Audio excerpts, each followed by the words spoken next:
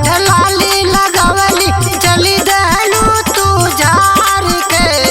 काजर लगा के ओठ लाली लगावली चली दहलू तू झार के। पागल बनई बेकारे पत्थर की मुंडेरवा जवार के। पागल बनई बेकारे पत्थर की मुंडेरवा बाजार के।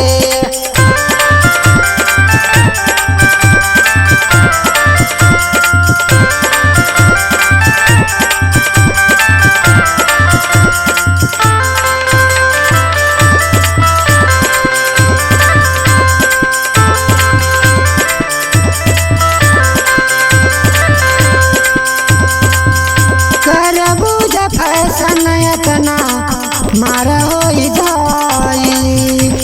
वही मारा मारी में सब मारी जाई।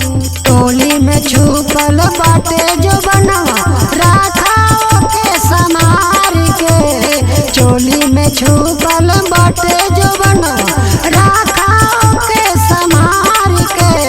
पागल बनई बेकारे पत्थर की मुंडेरवा जवार के।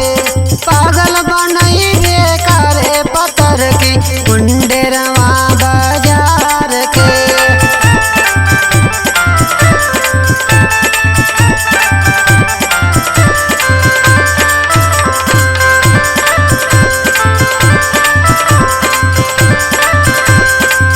गौतम धर्मराज के पूरा दयार मान हो। मुन्नीलाल हाथी भइल बाट परेशान हो। फूलल फूलल मन करत छुए के दोनों गल तोहार के। फूलल फूलल मन करत छुए के दोनों गल तोहार के। पागल बनई बेकारे पत्थर की मुंडेरवा जवार के।